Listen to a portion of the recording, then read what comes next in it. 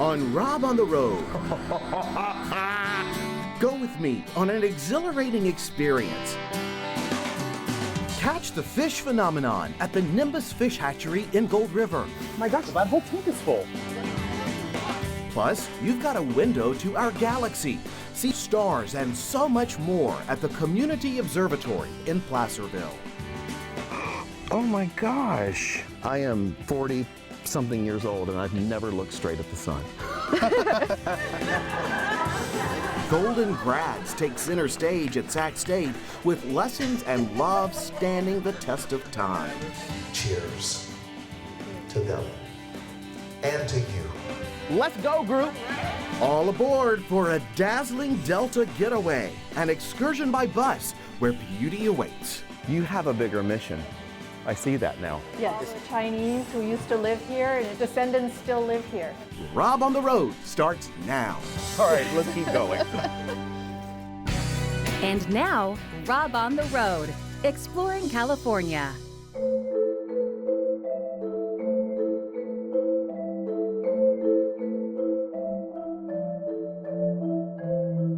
Nimbus Fish Hatchery, a place where you can see the cycle of life. Here, nature and science work together to help Chinook salmon and steelhead trout thrive. Nimbus Fish Hatchery was established in 1958 to mitigate the impacts of Folsom and Nimbus dams on Chinook salmon and steelhead populations in the American River. Since then, millions of fish have navigated the fish ladder to the hatchery to spawn, and their eggs incubated for release back into the river.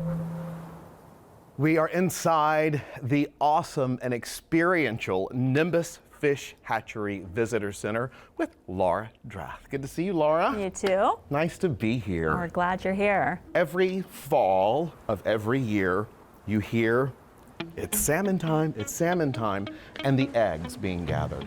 Just, I know it's a lot of information, but sort of take me on the salmon story. Sure. So salmon are born in the river or here at the hatchery in the freshwater.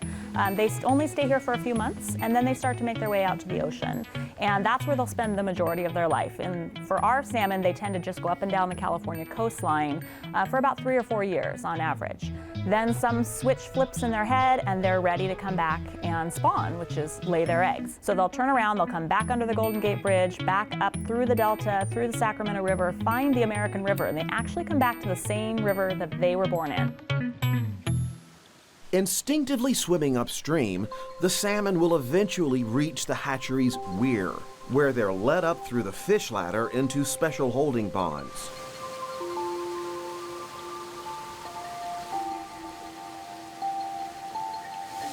And then we will go through those fish and check to make sure that they are ready to lay their eggs. You feel the belly of the fish, and if eggs start coming out, Really coming out. literally, they will expel eggs immediately when you feel the belly.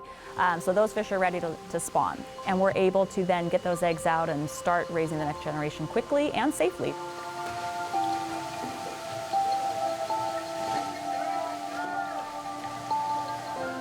Okay, so we're gonna go downstairs to where the eggs are being incubated. Okay. Basically, once they've been rinsed off and they're fertilized, they're growing, they're gonna be put into these tanks, into these jars.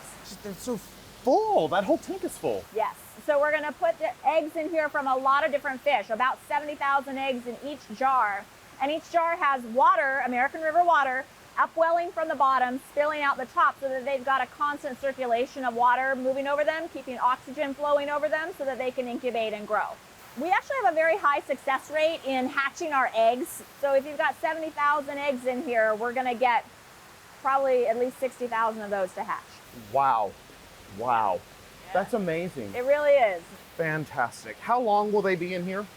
For them to hatch out takes about 6 to 8 weeks depending on water temperature and conditions. After about 4 months being raised indoors, the baby salmon are moved into the hatchery raceways. The salmon only stay in the raceways for a couple of months, and then they are at about 6 months old. They're ready to start migrating out to the ocean, and that's when we'll put them back into the river. As you soar above this amazing place, you see gorgeous, gorgeous rushing waters. You see the dam. You can see fish in clear water, and that really helps explain everybody's importance and role in nature, because you see how it all weaves together. It's wild. Yeah, our job is to make sure that these animals survive and that we provide the habitat and the conditions that will allow them to survive into the future. And we're always refining what we do. We're always trying to improve our methods, our methodology, our research behind it. We want to make sure that we're using the best science at all times, but it's always with that goal of sustaining these resources for the people of California. The American River is as foundational to Sacramento as anything. And we are not far from the gold discovery site right here. That's fascinating. It is, and I mean, the gold rush had a huge impact on not only the Sacramento region and the founding of Sacramento, but also on this river and on the creatures that live here, and why we want to incorporate our history, both our natural history and our cultural history, into our understanding of what makes Sacramento, Sacramento. So the ripple effects here are big, and they're fun. There's an exciting experience waiting for you right here at the fish hatchery. And there's so much to do, and it's experiential, it's hands-on, it's interactive.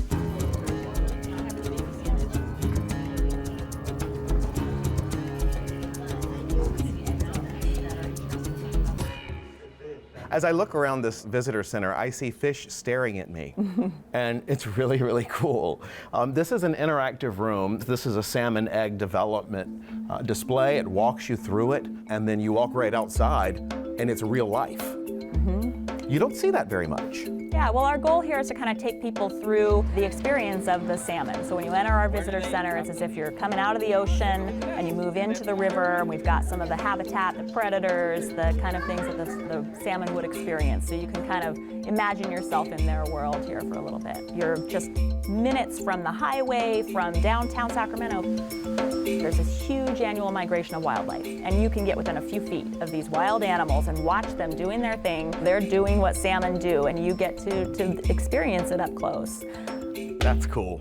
I love that. I absolutely love that. When it comes to the joy that you get to see as people feed the fish and then discoveries happen, the annual event of the fall salmon, tell me what you see. Oh, well, when the salmon ladder opens for the first time at the beginning of November, we're going to let those fish start entering the fish ladder. They've already been here in the river for a month or two, biding their time, waiting for the water to get cold. School children are starting to come out.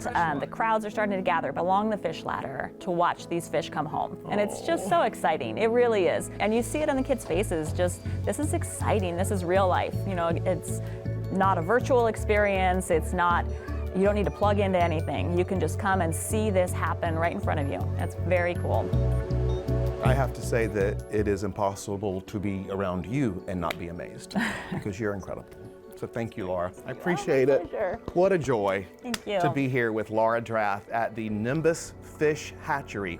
You gotta check it out. It is super cool, and experiences await you.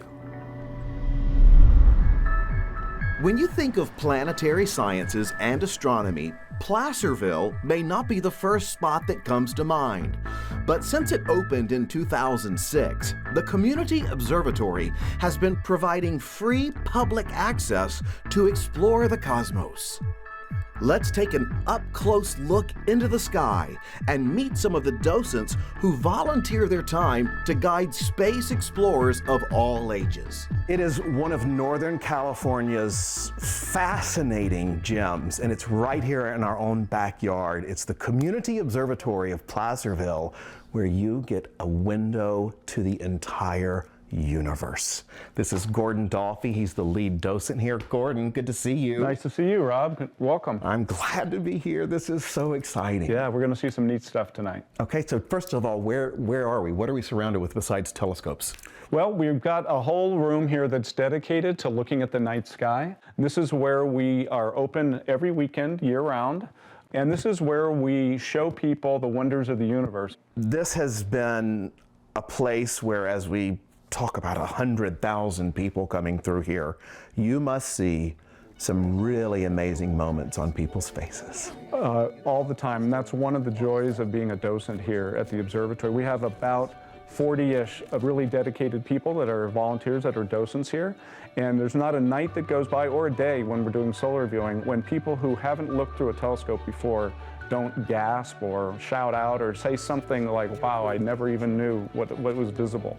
One of those docents is Elizabeth Gabler, who guided me on my very first solar viewing. All right, this is your scope. Yeah, so this is a white light telescope. So what it takes is it filters out 99.9% of the light, so you just see the lower atmosphere of the sun. Okay. You want to take a look at it?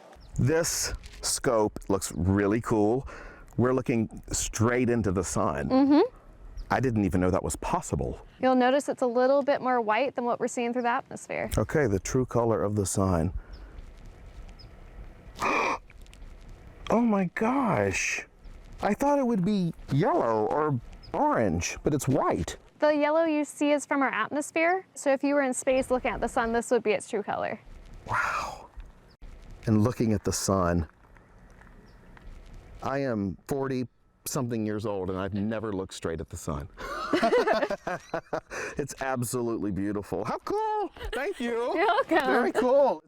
Next, docent Pat Grayheck invites me to look through a different telescope to see spectacular solar prominences comprised of electrically charged plasma looping from the surface of the sun hundreds of thousands of miles into space and back. Seeing this is breathtaking. I see it. On the side. Oh my gosh, it's like a fire that looks like a ginkgo leaf. Right. It's so pretty. Yes, you're looking at the sun. 93 million miles away. 93 million. 93 million. And it takes 8 minutes for the light to reach your hand. Unbelievable. That's how far it is. 8 minutes, wow. I asked docent Forrest Lockhart to show me the latest addition to the Community Observatory. What do we have here? This is our imaging observatory. Imaging Observatory. It's brand new. It was dedicated just last month. It was 6 years in the making, and it's something very special because this is not for public use. Oh, it's not. This is going to be dedicated for high school students and community college students. The Community Observatory welcomes academic project applications from local high schools and colleges each year. Selected applicants are granted the opportunity to conduct research and even publish reports in a professional setting. You're probably one of a dozen people who have been in there so far. Well, let's do it. Let's do it. Can we? All right.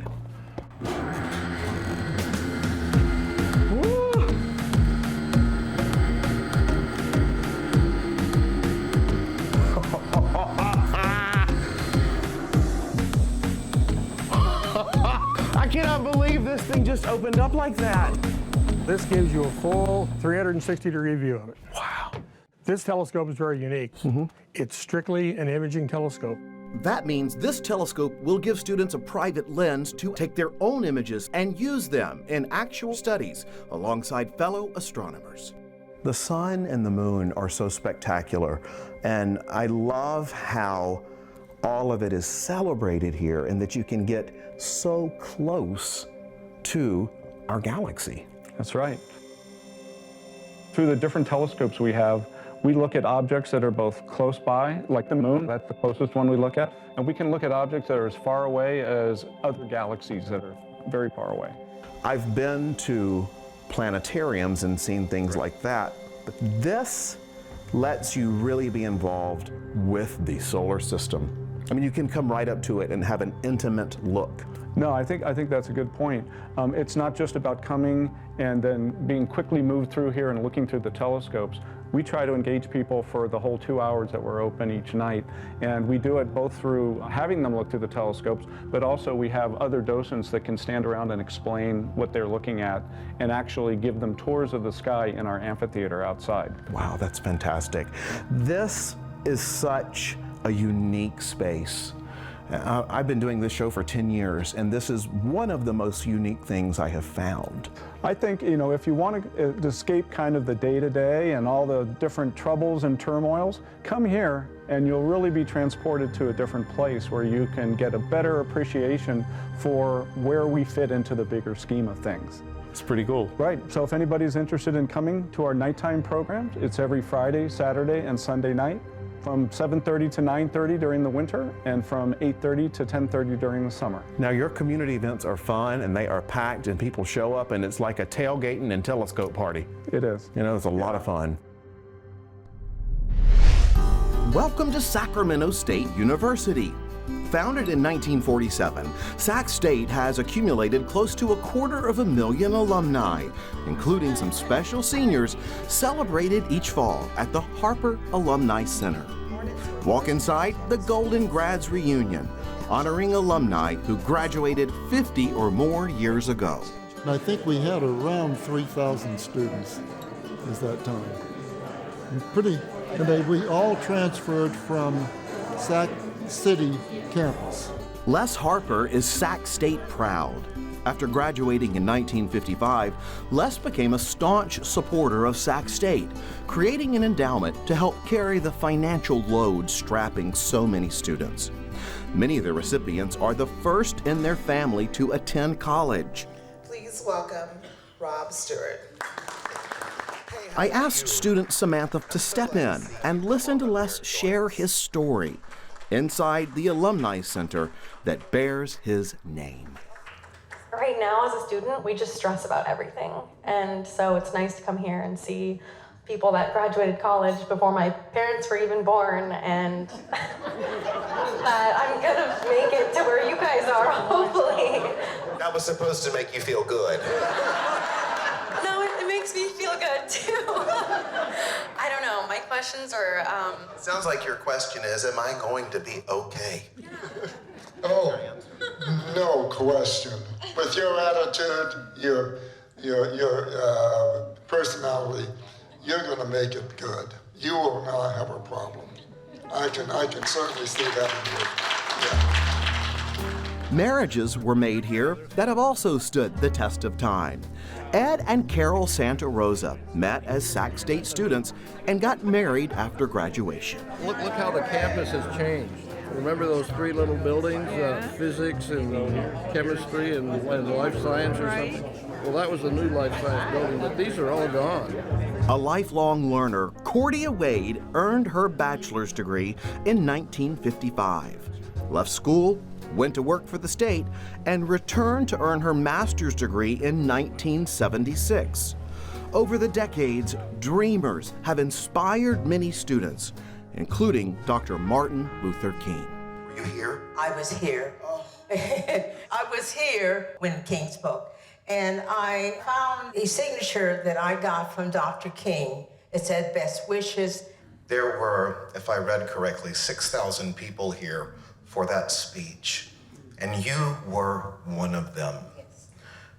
Did he say something that day that stuck to your spirit? He said that the rights of the people should be appreciated and should be observed.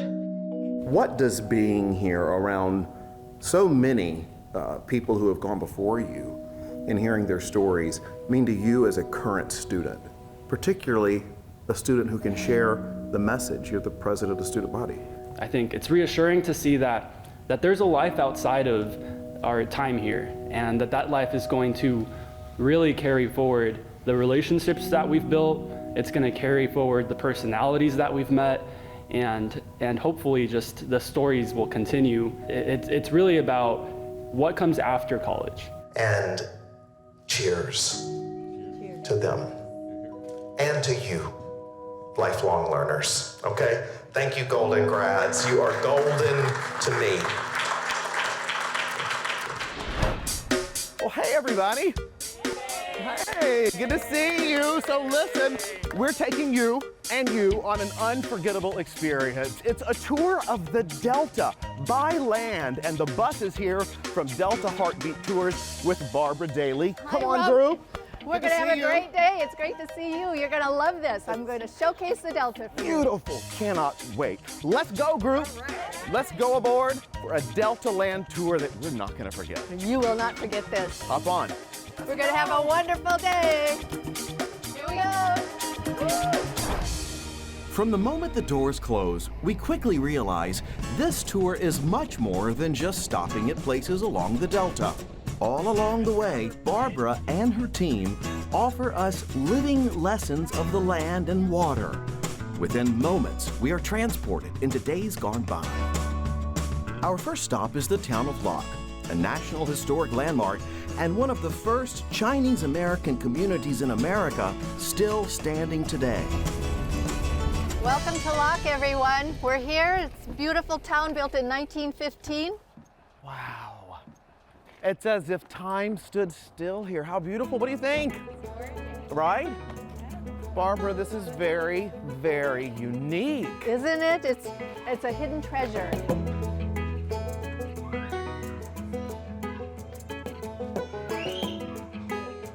You have the Chinese schoolhouse. You have the cultural shop. And the Locke boarding house behind us. There's a museum in there. Yes, it's fascinating. Everyone just loves it. You could spend half a day to a whole day here easily without going anywhere else in the Delta. So you'll have to come back over and over again. That's the truth. Every time you come to the Delta, it's different. Right. And so are your tours. Yes, I customize them depending on what people are mostly interested in, but almost every time we do stop at Locke. Everyone wants to see Locke. It's easy to see why. These original buildings are immersive experiences. The tour often stops at Al's, a funky and fun restaurant that's been around since 1934, with plenty of unique traditions, including using weighted thumbtacks to stick money to the ceiling.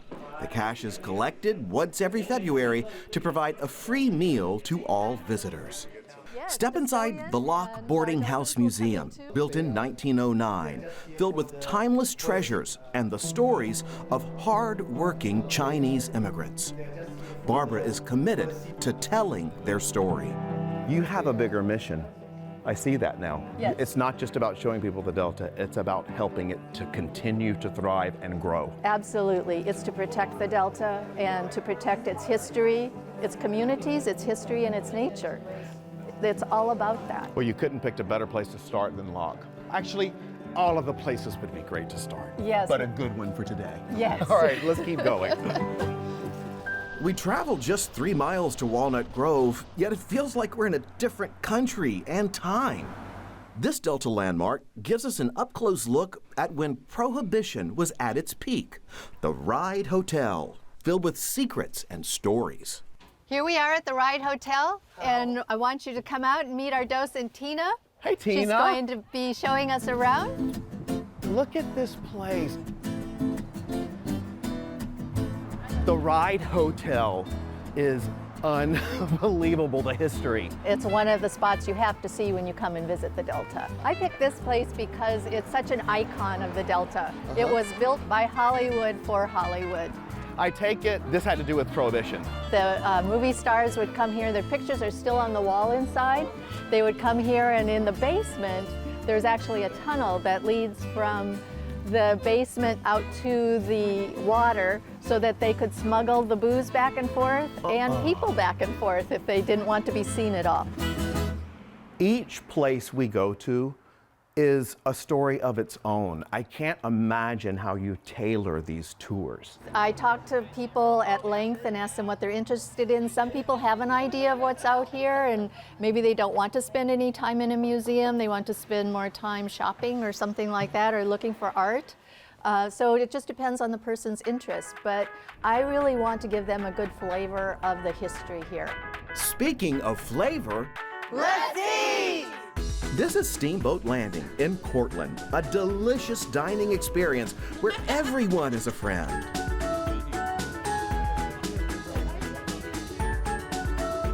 Back on board and right through a showstopper down this tree-lined levee road to the town of Clarksburg.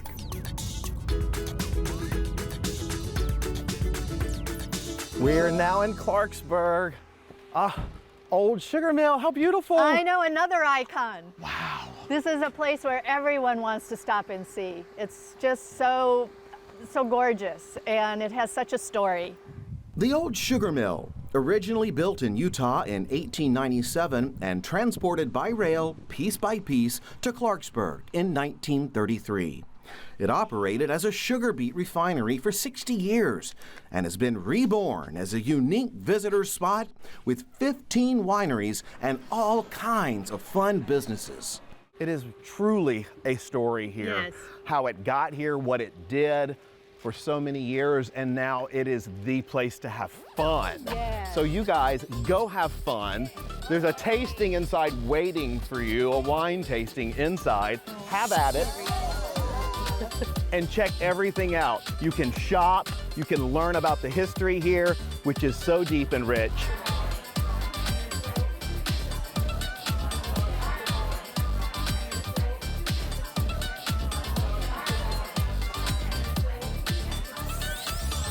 Barbara, I'm just so thrilled that you have shown us this portion of the Delta and can't even believe to begin how many other portions you have to share. Yes, I hope you'll come back someday, Rob, and I can show you more pieces. We could do this 3-4 times and show you something different every time. What a palette. And what a person Thank you. to share that palette. Thank you. You're the artist of the Appreciate palette. that. Thank you so much. You're the best. I really, really admire you. Thank you so much. From the Delta. All right, we'll see you next time on see Rob ya. on the Road.